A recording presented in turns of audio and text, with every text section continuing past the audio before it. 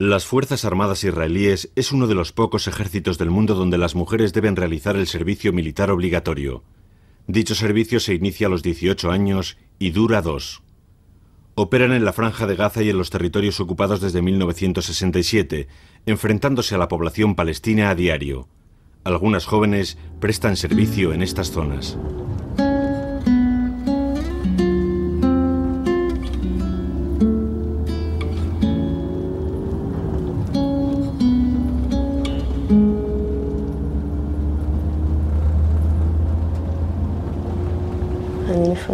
A veces tengo la sensación de que me estoy volviendo loca. Recuerdo cosas que no son reales o que quizá no hayan sucedido nunca, pero creo que han pasado por la intensidad con que las siento.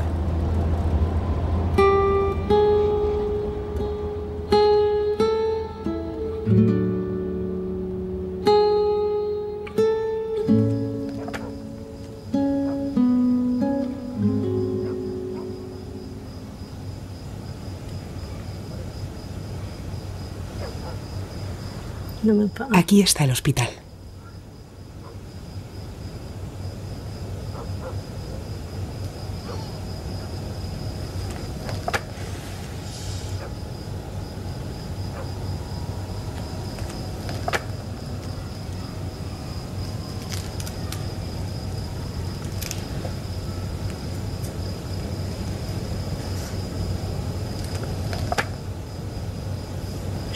Nieve en Hebrón.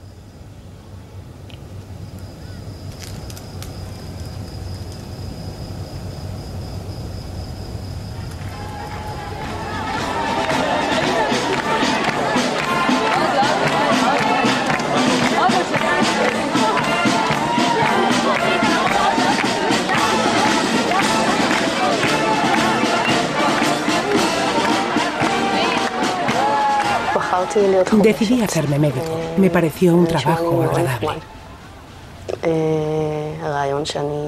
La idea era aprender una profesión que me serviría más adelante en la vida. También quería salvar vidas, claro. En ese sentido era muy idealista.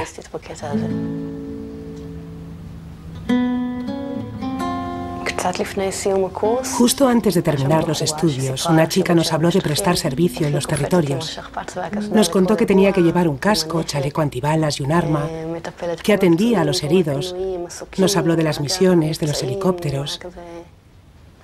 En resumen, nos dijo que aquello era pura acción, que allí era donde sucedían cosas, donde nos necesitaban, donde debíamos estar, y eso me gustó. Y le contesté, si esa es la mejor parte del trabajo, entonces ahí es donde quiero estar. Recuerdo que entré en el despacho del comandante que se encargaba de asignar destinos. Yo era la última y no sabía qué destinos quedaban libres. Cuando me dijo que iría a Hebrón, salté de alegría, literalmente, salté de alegría. Sí.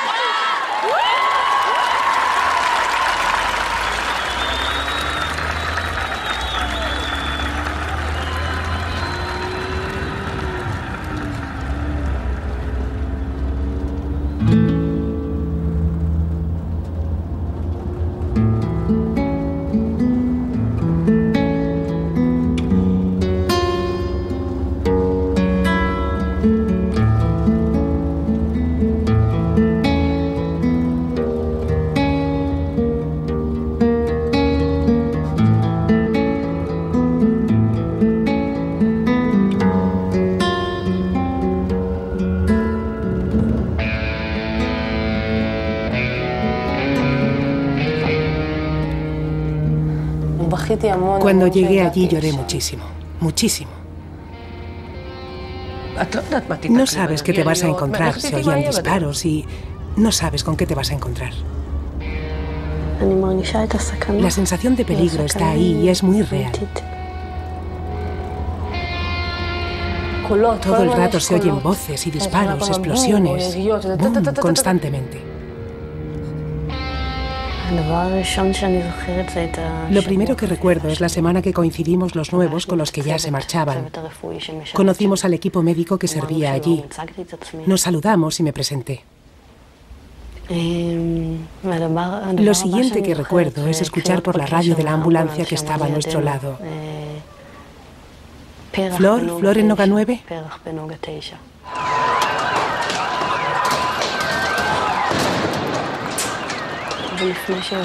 Y antes de entender nada de lo que estaba pasando, me dijeron que había un soldado herido y que teníamos que evacuarlo. El médico acudió el primero y yo corrí detrás de él. Cuando llegué a la puerta gritaron: ¡cuerpo a tierra! Y yo hice lo que todos los demás, tirarme al suelo y avanzar a rastras. Entonces me di cuenta de que las balas volaban por encima de mi cabeza en todas direcciones. Cuando salimos del edificio para subir a la ambulancia, tuvimos que hacerlo corriendo y rezando, esperando que no nos alcanzara ningún proyectil. Condujimos de vuelta hasta la clínica del cuartel general. Después el médico se acercó, me estrechó la mano y me dijo: «Felicidades, esta ha sido tu primera intervención». Así es como se aprende. Después pidió una pizza para todos.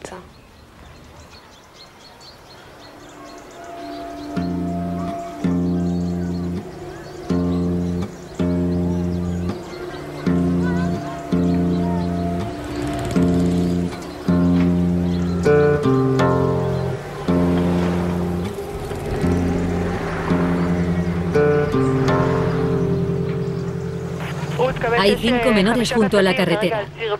Creo que traman algo. Vértice a Blancanieves. Se dirigen hacia el final de la ruta Bar.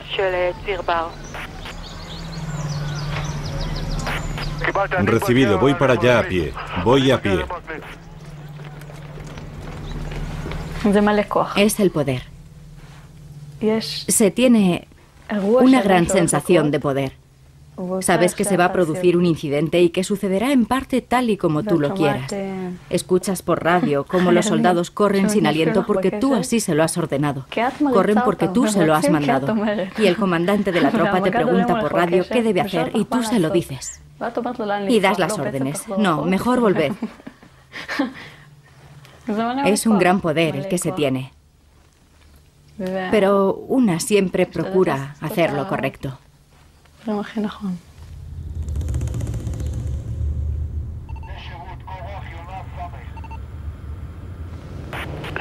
Vértice a Blancanieves. Vértice, están a tu derecha. Se dirigen corriendo hacia las escuelas. Recibido, voy para allá. Vértice, atención, ahora Rinoceronte está con ellos. Se escapan, se dirigen hacia la intersección 76. Blancanieves a Vértice, recibido. Vértice, ¿los has identificado?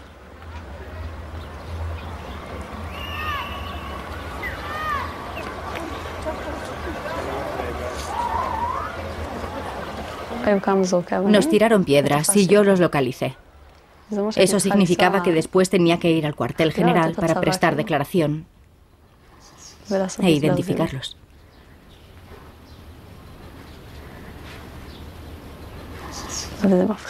Tenía miedo y estaba muy nerviosa.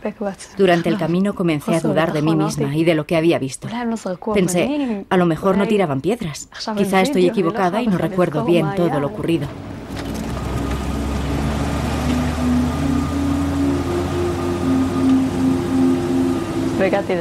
Cuando llegué, los vi a los tres sentados, con los ojos tapados. Y me di cuenta de que eran reales, eran personas reales. Entonces entré para escribir mi declaración como testigo, pero seguía sintiéndome insegura. Ya no sabía si lo que vi había pasado de verdad o no. Así que le pregunté al hombre que iba a tomarme declaración, ¿y si, supongamos que no pasó nada? Si no confiesan, ¿los liberarán? Me miró y contestó, confesarán. Así que le volví a preguntar, ¿pero y si no lo hicieron ellos? Me respondió, confesarán.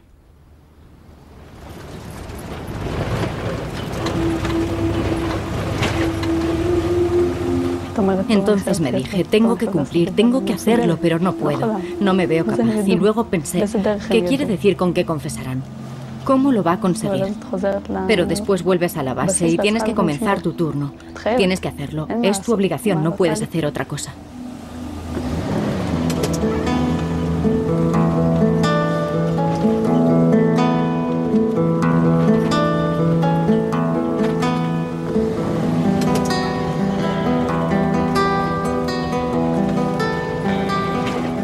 Ese era el ambiente que se respiraba. Cogías el jeep, conducías a toda velocidad con las puertas de atrás abiertas, derrapando y patinando en las curvas. Recuerdo que pensaba, esto es el salvaje oeste. Podemos hacer lo que nos dé la gana.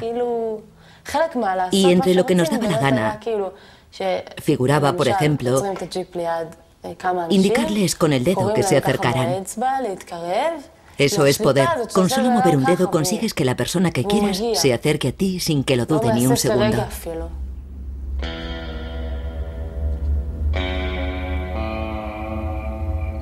En una ocasión soltamos a un chaval de la Franja de Gaza por la tarde.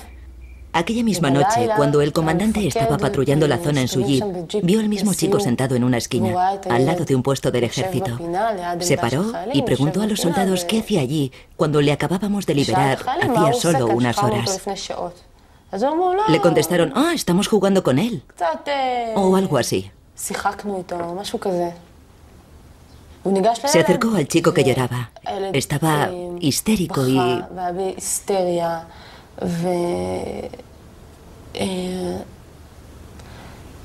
Estaba muy mal, le habían molido a golpes.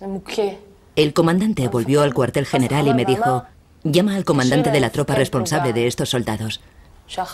Quiero un informe sobre lo que ha pasado aquí desde las 2 de la tarde hasta ahora.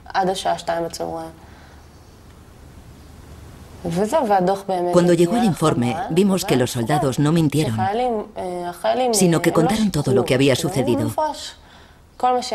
Cómo le habían golpeado, que lo quemaron con cigarrillos, etc. Entregué el informe a mi comandante.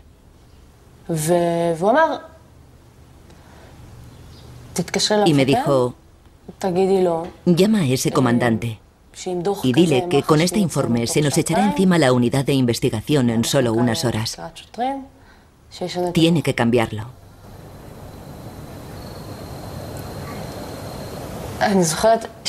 Recuerdo el camino de 30 segundos desde su despacho al cuartel general con el informe en la mano. Se suponía que tenía que volver a llamar al comandante y decirle que cambiara el informe. Creo que aquella fue la única vez durante el tiempo que estuve de servicio en la que consideré seriamente hablar con la periodista Carmela Menashe. Pensé, esta es una buena oportunidad. Tengo uno de los informes en mi poder y dentro de nada me entregarán el segundo. De modo que podré compararlos, con lo que quedarán patentes las contradicciones. Aquello era una gran prueba. Pensé en fotocopiar el primer informe antes de que lo archivaran, pero al final no lo hice.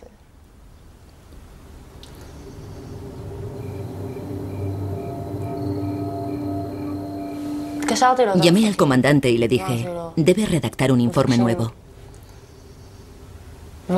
Me contestó que no había ningún problema, que lo haría. Durante aquel día no podía pensar en otra cosa. Y cuando llegó el nuevo informe lo leí y decía, recuerdo perfectamente las palabras. El niño es un mentiroso patológico. Y también que tras interrogar al crío y a los soldados, había quedado claro que aunque los soldados quizá no actuaron como debían, no ocurrió nada grave. Y ya está. Así se acabó.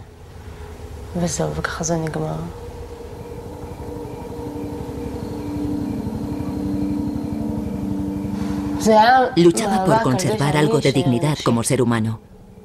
Pero en la realidad en la que yo vivía, todo quedaba difuminado, borroso.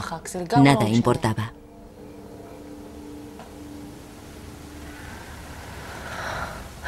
¿Por qué no hice nada?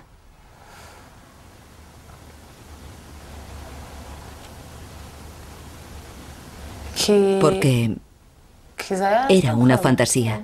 No había ninguna posibilidad de...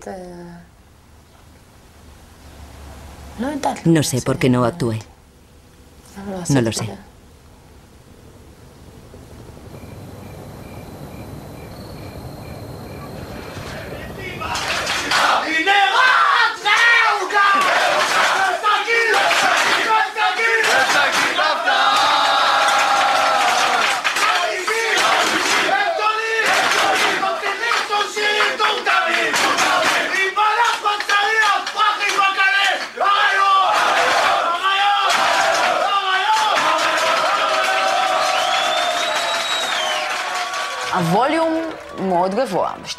En los territorios se habla siempre a voces. Todo el mundo se grita. La gente se habla así. Tío, Y es gracioso que hasta las mujeres adoptamos maneras masculinas. Al final, acabas comportándote como un hombre y procuras ocultar tus rasgos femeninos. Por ejemplo, en Hebrón hacía mucho frío, así que llevaba siempre una germonit.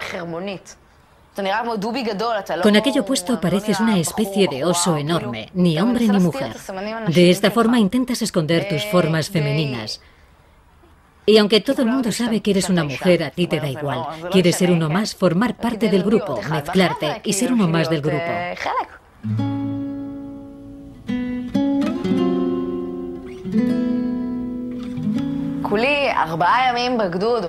Solo llevaba allí 4 días, cuando vi por primera vez a mis soldados.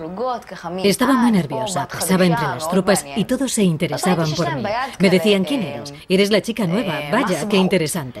De repente me fijé en que algunos sostenían unos masbajot, que son los rosarios musulmanes, y unos pequeños coranes.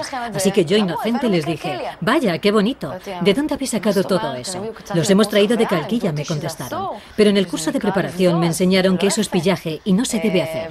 Así se lo dije y me contestaron, sí, ya, vale. Unos días después me reuní con el comandante del regimiento y me preguntó, ¿qué te parece todo esto? ¿Qué opinas de los soldados? Le dije que era estupendo todo, que el regimiento era maravilloso, que todo el mundo me parecía genial, pero que me había dado cuenta de que algunos soldados habían cogido masbajots y libros del Corán en Calquilla y que quizá debiera vigilar eso más de cerca. El comandante me contestó, ¿qué? ¿Estás segura? Sí, le dije. Entonces llamó al comandante de la tropa y le dijo, tengo aquí a mi lado a la oficial de educación y dice que ha visto esto y lo otro en su tropa. El comandante le dijo, es una mentirosa. Yo me quedé de piedra y muy avergonzada. Y luego añadió, si hubiese ocurrido algo así, prosiguió, me habría ocupado de ello. Unos días después visité esa misma tropa y cuando su comandante me vio me dijo, así que tú eres la oficial de educación que nos delató al comandante del regimiento, ¿eh? Y entonces sus soldados comenzaron a... No puedo ni explicarlo, me hicieron el vacío. Durante 4 meses me dieron de lado, me dejaron fuera. Si pasaba cerca de ellos, escupían en el suelo.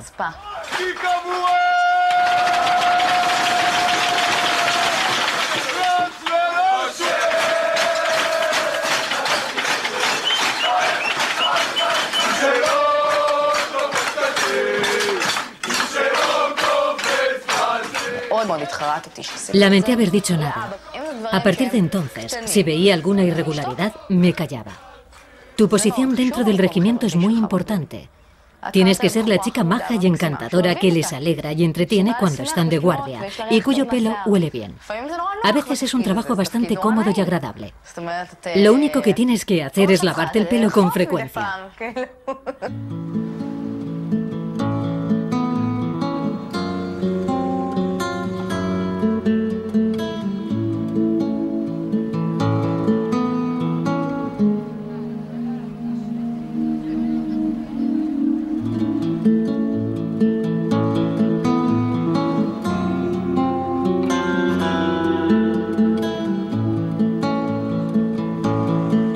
Tenía una relación maravillosa con los soldados. Los quería muchísimo. Venían conmigo a visitar las casas de los soldados.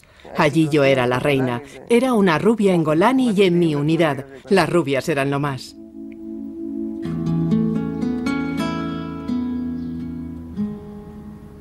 Algunos tenían un sentido del humor bastante inquietante. Un día estábamos al lado de una mezquita cuando de repente oímos desde su interior I've got the power. Es una canción, ahora no recuerdo cómo va, pero es una canción ya antigua, pero muy divertida.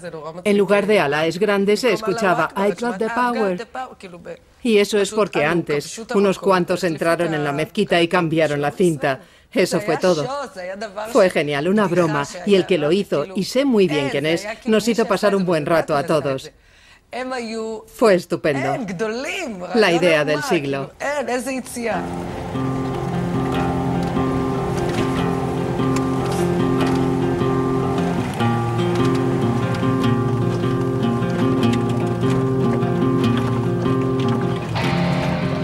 Disfrutábamos mucho del subidón de adrenalina de la acción. Si se produce algún incidente en tu turno, te sientes afortunada.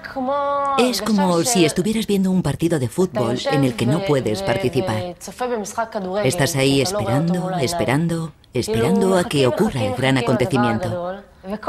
Estás a la expectativa. Subíamos el volumen de todas las radios al máximo y... ¡Venga, venga! Entonces se produce una enorme explosión que sacude todo el cuartel general. Misión cumplida. La casa ha saltado por los aires. Para tener una mejor visión de todo, corríamos hacia la cantina y nos subíamos a las mesas que había allí. Así podíamos ver por encima del muro cómo atacaban Beit Hanun.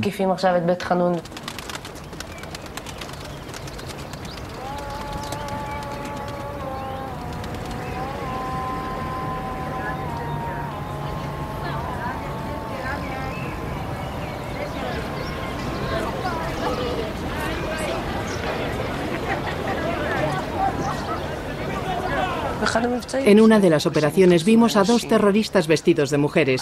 Los soldados no pueden tocar a las mujeres, da igual qué clase de mujer sea, así que nadie los cacheó y mataron a un soldado e hirieron de gravedad a otro. Después de aquello nos reunieron. Éramos 4 mujeres oficiales y una mujer del servicio militar profesional y nos anunciaron que a partir de entonces, y esto sería así solamente en nuestra franja, la de Jan Junts, en cada operación, ya fuera pequeña o grande, debía haber una mujer oficial. De esta forma podríamos cachear a cualquiera que pareciera una mujer o que fuera vestido con ropa árabe de mujer. Al principio era divertido, hacíamos prácticas de tiro con latas de Coca-Cola en las dunas. Luego colocaba las latas en mi despacho y si alguien me molestaba, le decía que iba a terminar como aquellas latas.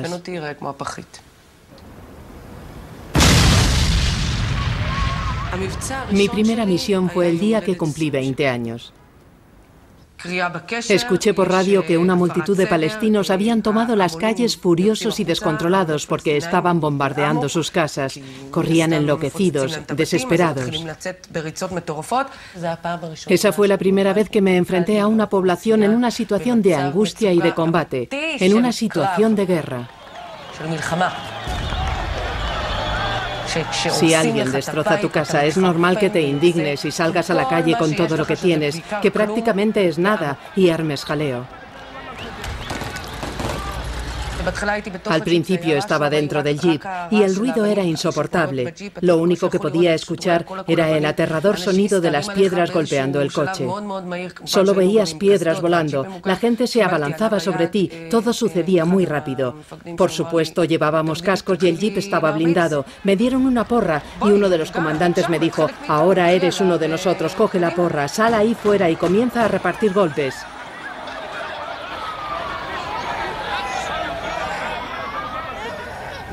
Eso es lo que recuerdo. La tierra, las revueltas, un bebé chillando. Quise acercarme a recogerlo. Fue una respuesta instintiva. Tenía que abrazarlo para que dejara de llorar. Quería que se calmara. Entonces apareció su madre, que acababa de llegar a casa, y me lanzó una mirada tan llena de odio que en ese momento entendí exactamente quién era yo y cómo me veía ella.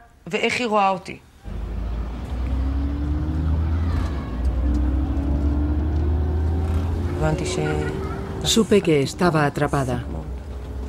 No había forma de salir de allí.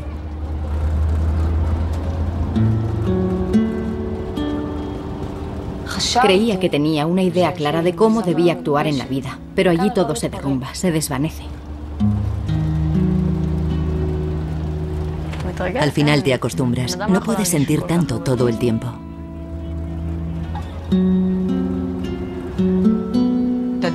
No es el momento de plantearte grandes cuestiones.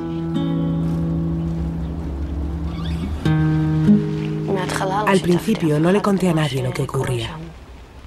En parte porque me parecía casi imposible, porque allí todo es distinto. Todo es diferente. Rigen otras reglas, uno se comporta de otra manera, la atmósfera es muy distinta. Además, todo el mundo se enteraba de los grandes incidentes.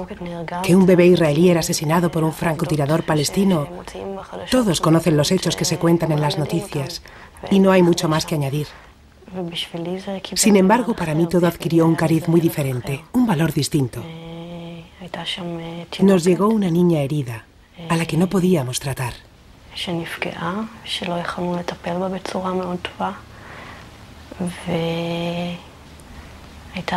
Me sentí responsable de ella, porque en aquel momento yo era el comandante del sector.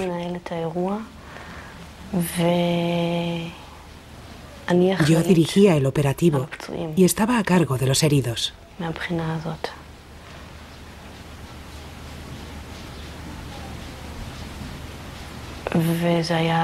Fue el primer enfrentamiento en el que tuve una víctima mortal. Y no era una baja cualquiera, sino un bebé. Vi su foto al día siguiente en los periódicos.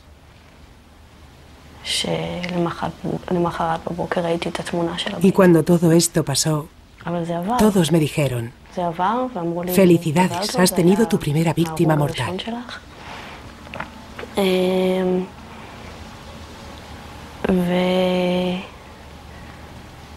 Unos minutos después ya estábamos inmersos en otros asuntos.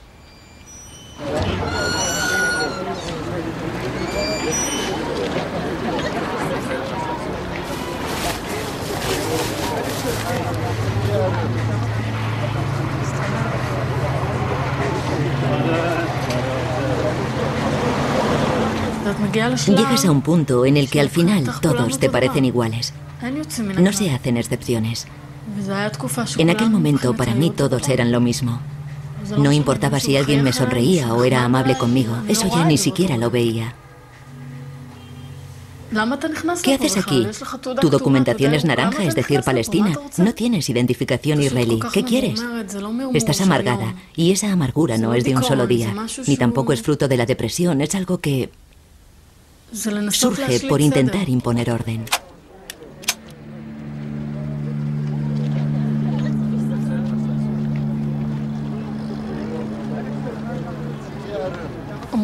Cuando me dijeron que habían disparado a Hani Abramov, sentí como si una bala me hubiera atravesado el corazón. No entendía lo que estaba pasando. Solo escuché la noticia y me quedé totalmente bloqueada.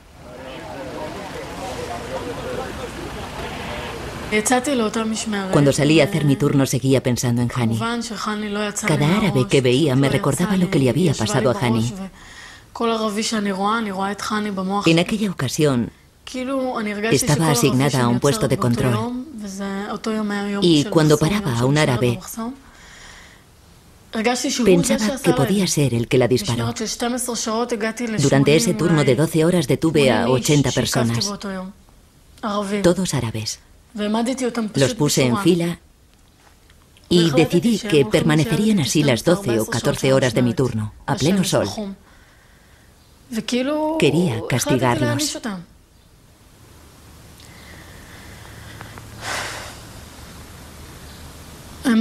Los puse a todos de pie junto a mí. Los obligué a hacer flexiones, entre otras cosas. Los dividí en grupos de 3 como si fueran mis soldados, como si fueran mis reclutas. También recuerdo que les grité sin venir a cuento y les dije: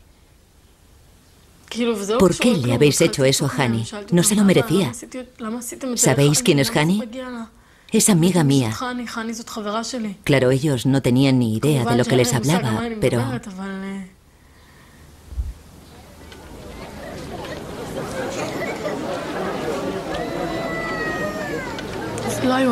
No había nadie más por allí, y mis soldados no reaccionaron, parecieron aceptarlo. Porque, bueno, lo que estaba haciendo tampoco era tan raro.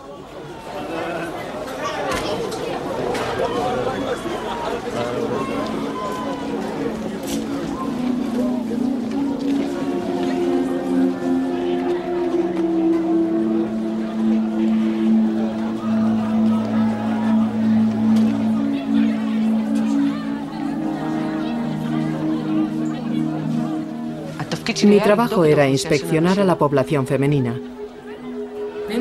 Tenía que levantar capas y capas de ropa hasta dejar a las mujeres en bragas y sujetador, para poder ver si llevaban algo. Les decía, levántate la ropa, tengo que cachearte. Las empujaba contra la pared, les decía que abrieran las piernas y las cacheaba a fondo. A veces tenía que hacer registros un poco más íntimos. No había penetración, pero las palpaba con la mano.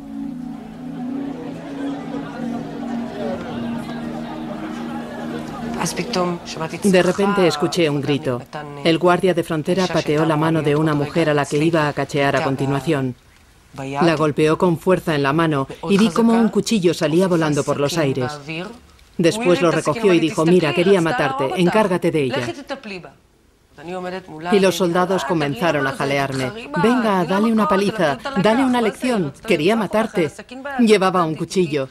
Eso entre otras cosas. No podía aguantar aquellos gritos. Entre ella y los demás me estaban volviendo loca. Aquello era demasiado. No podía más. Así que grité, dejad de chillar, dejad de chillar. Podía haber vertido toda mi amargura sobre ella. Podría haberlo hecho fácilmente, pero me tragué casi toda mi frustración. Y eso a pesar de que aquella mujer había intentado matarme. Como se mata a una cabra. No era una ciudadana inocente. Quiso matarme y por poco lo consigue.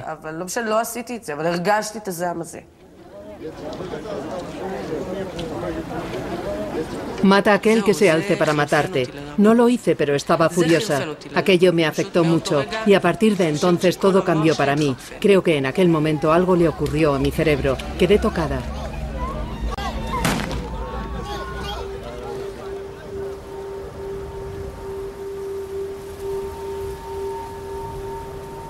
«59. ¿Cuál es tu situación?» Vértice a Blancanieves, recibido. Estaba cumpliendo con mi turno normal de observación cuando de repente me fijé en un grupo de gente cuyo comportamiento me pareció muy sospechoso. En aquel momento tuve la certeza de que se iba a producir algún tipo de incidente o atentado. Noté cómo el corazón comenzó a latir más deprisa, sentí la adrenalina y empecé a llamar y a dar aviso por radio a todas las fuerzas. No estoy segura, pero creo que hablé con unas 30 personas.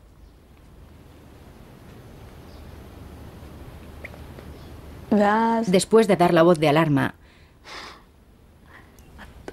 tienes que esperar. Durante ese tiempo no sabes muy bien qué quieres. Por un lado te dices, vamos, haced algo, tirad algo, atacad ya, porque eso es lo que estás esperando.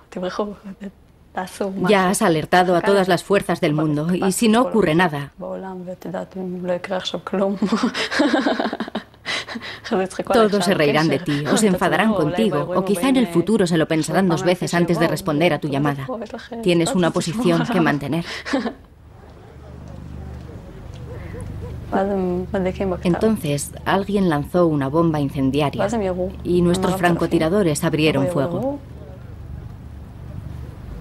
Luego alguien se acercó al cuartel general, gritando frenético que tenía un oleander. Oleander significa un muerto.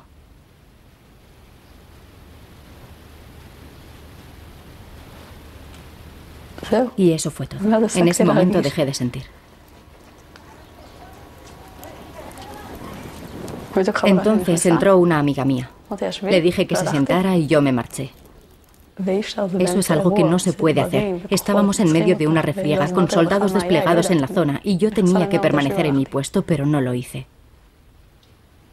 No le expliqué lo que había pasado, simplemente le pedí que se sentara y me marché. 1 hora después dijeron en las noticias que se había producido una baja. Yo maté a un hombre. Eso era lo único en lo que podía pensar, que había matado a un hombre. Después dijeron que era un niño.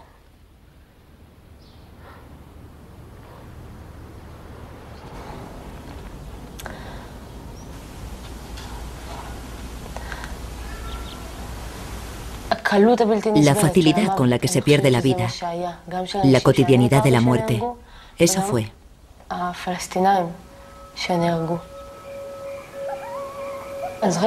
La muerte de personas que conocía y la muerte de palestinos. Recuerdo a un hombre que saltó por una valla gritando histérico, Alá es grande, Alá es grande. Al principio disparábamos para avisar, después lo hacíamos a matar. Recuerdo el día que mataron a aquel hombre. Su cuerpo quedó colgando de la valla y recuerdo que yo estaba tan... no sabía qué hacer.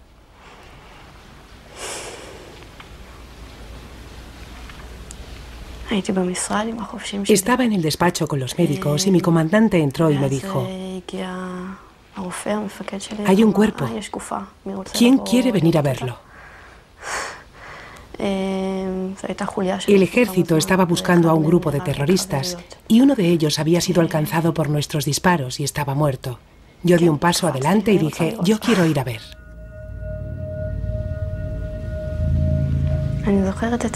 Recuerdo que íbamos en la ambulancia. Yo iba sentada frente a Uriel, que decía que quería vomitar. A mí me pasaba lo mismo, pero no se lo dije. Si no, las dos habríamos comenzado a vomitar. El cuerpo olía fatal, así que lo tapé con una manta y cogí otra para nosotras dos, y nos cubrimos con ella para no olerlo. De vez en cuando se nos iban los ojos al cadáver, y aunque estaba cubierto y no se veía nada, daba igual.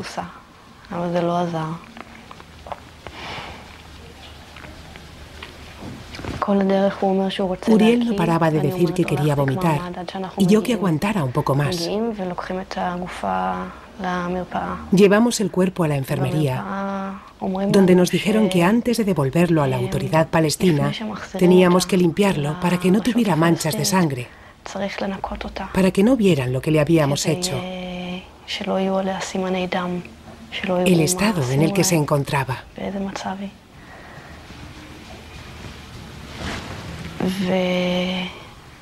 Y ese trabajo me lo asignaron a mí.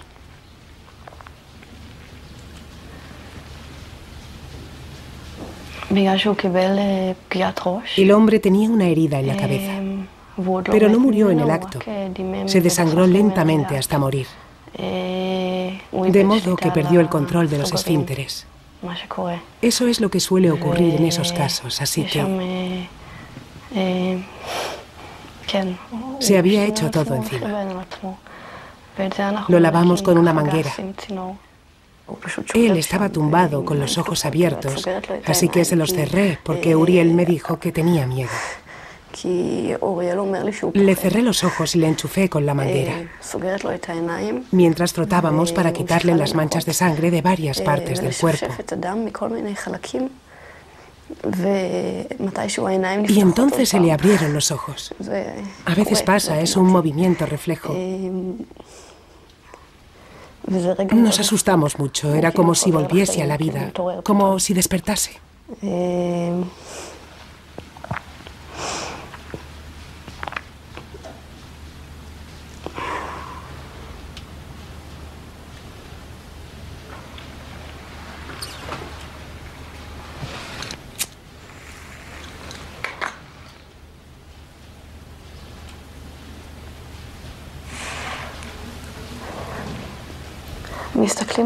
La gente me mira y me pregunta: ¿de verdad hiciste eso?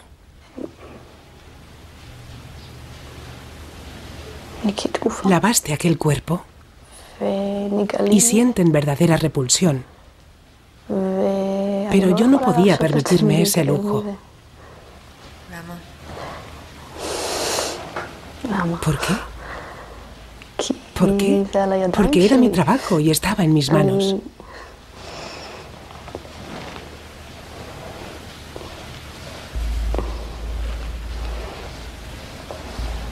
Tengo que seguir usando las manos, no me puede dar asco.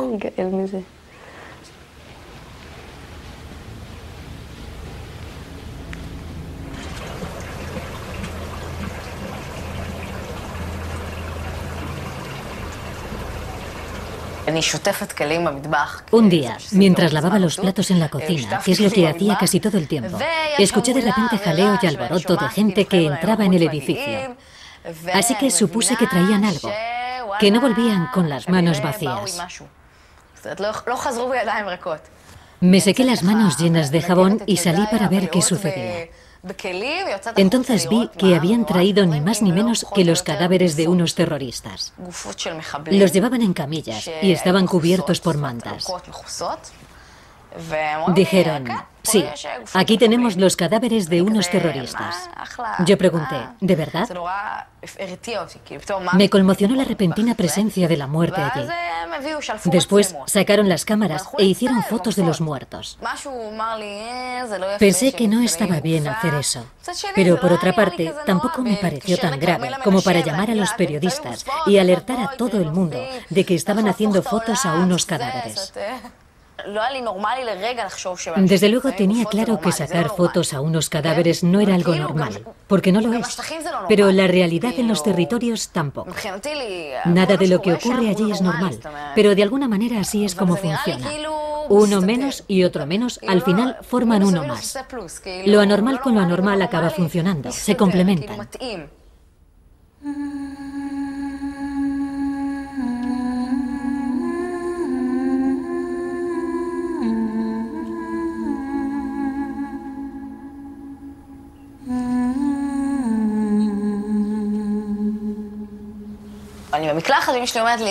Estaba en la ducha cuando escuché a mi madre gritando. Han dicho que el comandante de tu brigada está herido. Salí de la ducha, miré mi móvil militar y vi que tenía 20 llamadas perdidas, todas de mi comandante, así que le llamé. Apenas me había dado tiempo a preguntarle nada cuando comenzó a chillar. Ven al hospital de Hadassah de Jerusalén ahora mismo. No me importa cómo lo hagas, me da igual. Estaba histérico, parecía preso del pánico, así que cuando colgué, decidí ir allí inmediatamente, por supuesto. No entendía cómo o por qué me necesitaban a mí, o en qué contexto yo, un oficial de educación, podía serles útil. Pero se lo conté a mi padre y los dos fuimos a Jerusalén. En el hospital vimos a los soldados heridos. A algunos los estaban preparando para operar y tenían las heridas completamente abiertas. Todo estaba lleno de sangre. Había cuerpos totalmente deformados y a algunas de aquellas personas yo las conocía. Estaban delegando funciones. Tú harás esto, tú te encargarás de esto otro. Dana, tú informarás de los casos graves cuando pasen de gravemente heridos a muertos. Estás dentro de las cosas. Llegas al lugar de los hechos justo después de que se produzca la explosión o el atentado. Un minuto más tarde ya estás allí, junto a todas las ambulancias, con la policía, y estás ahí. Ayudas a evacuar a los heridos, haces todo lo que te piden, lo que sea, con tal de ayudar. Y entonces ves un brazo en mitad de la carretera.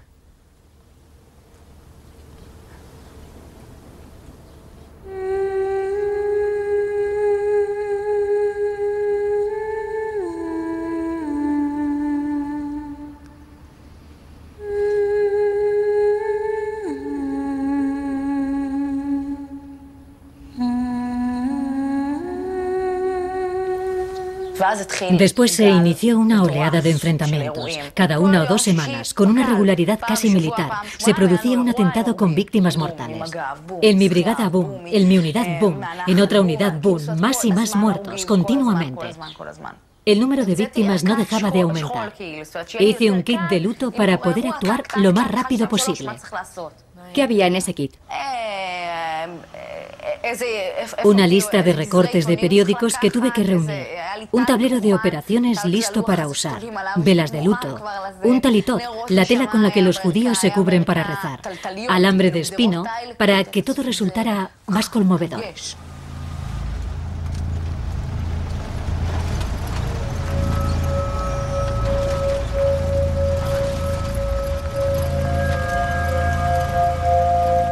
Sigues adelante. Tienes que cenar y luego cumplir con las tareas del día siguiente y además debes preparar tu equipo. Siempre hay cosas que hacer, no te puedes parar.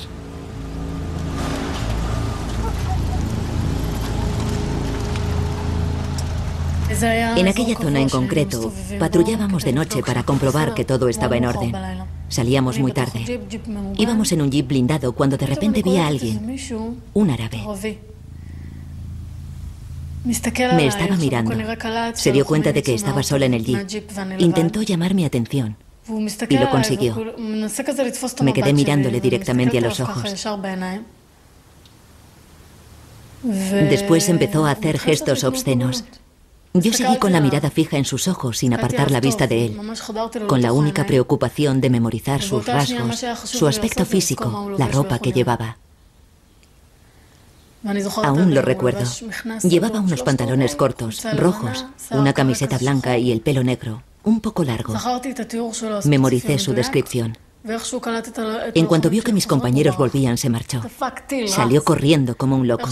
Le dije a mis soldados que tirasen las bebidas que llevaban porque quería avanzar rápido. Yo ya estaba al volante. Conduje muy rápido. Cuando lo encontramos y lo detuvimos, me reconoció y supo a qué venía todo aquello. Lo llevamos a uno de los callejones y allí me puse a gritarle como una loca. Le obligué a mirarme a los ojos. Quería que confesara, pero no dijo nada. Se limitó a bajar la mirada. Lo desnudamos y lo dejamos en ropa interior. Después, simplemente, lo maltratamos.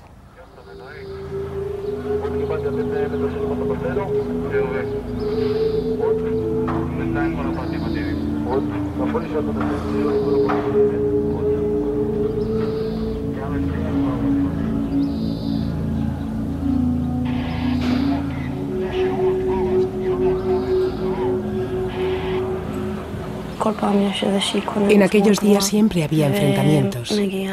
Y llegó el siguiente fin de semana y de nuevo me encontré sola en el sector. Y de nuevo estábamos en alerta máxima con encontronazos y disparos y de nuevo había un cadáver. Al verlo seguimos el procedimiento rutinario.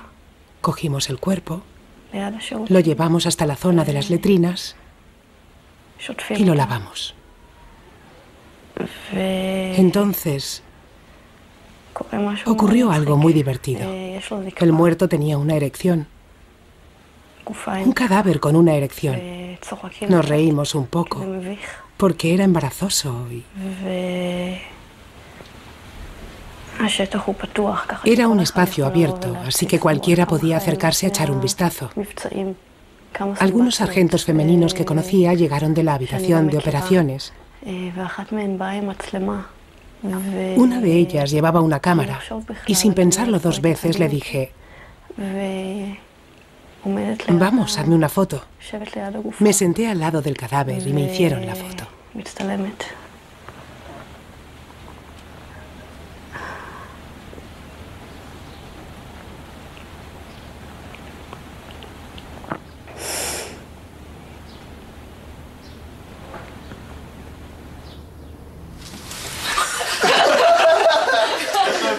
Tienes que leerlo en voz alta, en voz alta. Querida Meital, ¿qué podemos decir que tú ya no sepas? Sabes que te queremos y que te echaremos mucho de menos. Así que solo queremos desearte mucha suerte en tu vida como civil.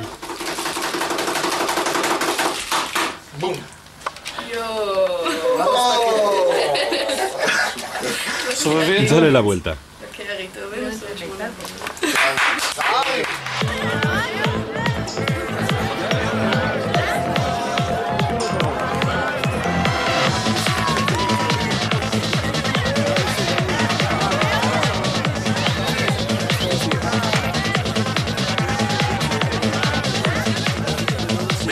Brindo por Meital.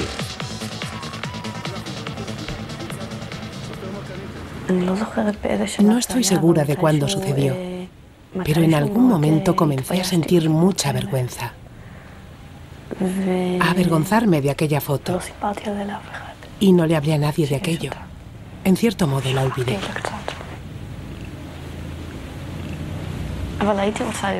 Pero por otro lado también la quería ver, para comprobar si tenía otra mirada. Quería saber si estaba sonriendo.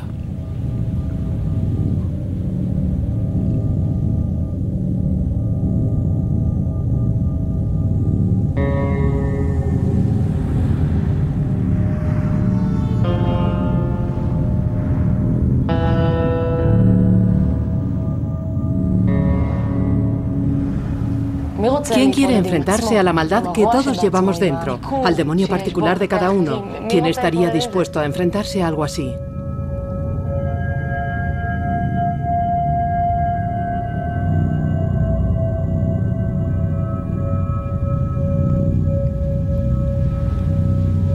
Hacer frente a esas preguntas resulta demasiado doloroso.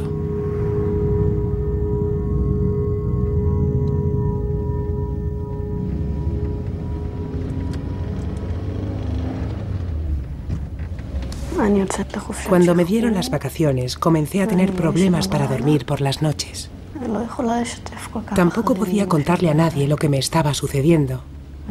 Y la verdad es que ni siquiera quería. Me iba de bares por las noches y bebía hasta que no podía más. Luego volví a casa en autobús por la mañana temprano y me acostaba. Me levantaba unas horas después y salía en busca de la próxima copa. Estuve así durante mucho tiempo.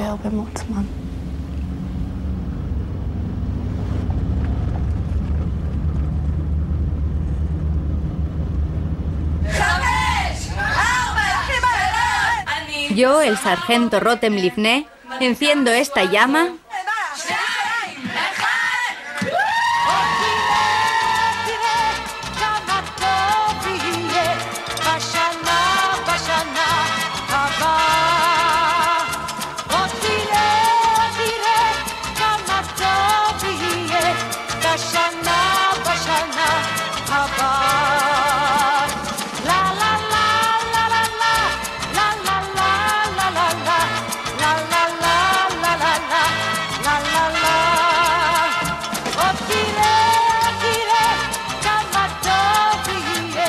en honor del glorioso Estado de Israel.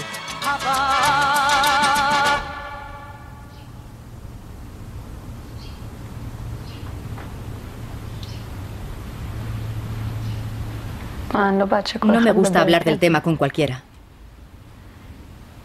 Pero tampoco... En fin, esta soy yo. Es parte de mí. Soy yo. Quien me conoce sabe también esto.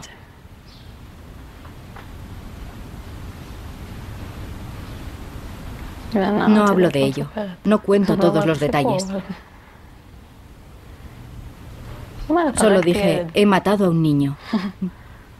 Ni siquiera le he hecho la culpa al ejército. Solo cuando...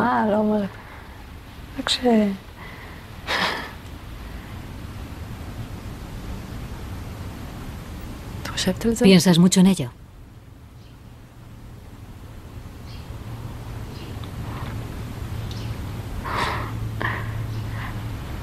Es muy duro. Antes sí, antes pensaba en ello muchísimo. Pero ahora simplemente me río. Me río siempre que puedo. Todo eso ya forma parte de mí.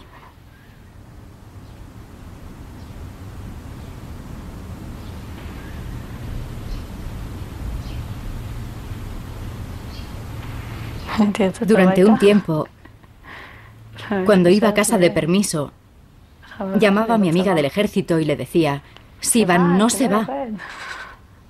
¿Qué es lo que no se va? Me froto con jabón y no se va. ¿Qué no se va, Rotem? La sangre. Tengo las manos manchadas de sangre.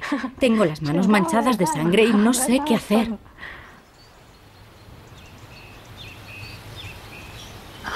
No sé si comprendió que no estaba bromeando. Tenía las manos manchadas y por más que frotaba, la sangre no se iba.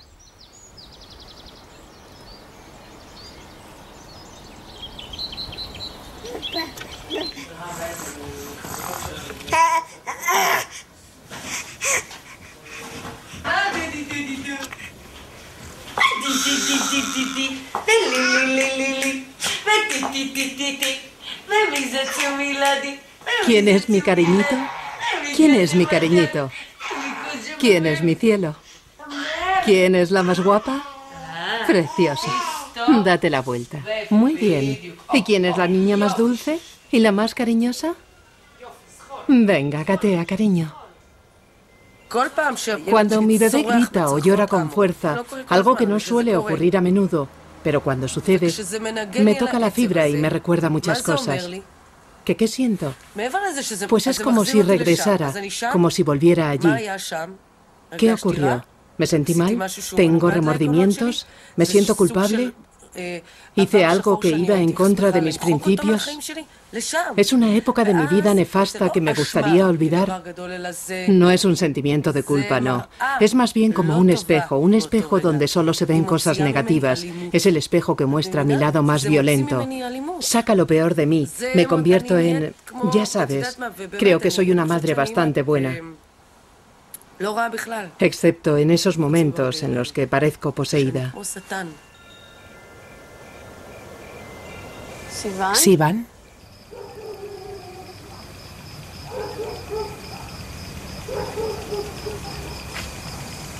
Sivan.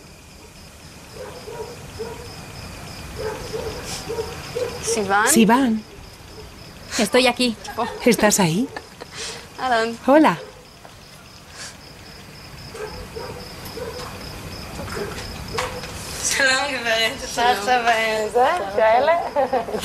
Hola, ¿qué tal?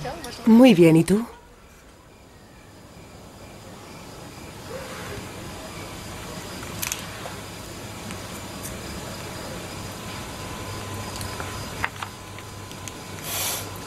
Nieve en Hebrón.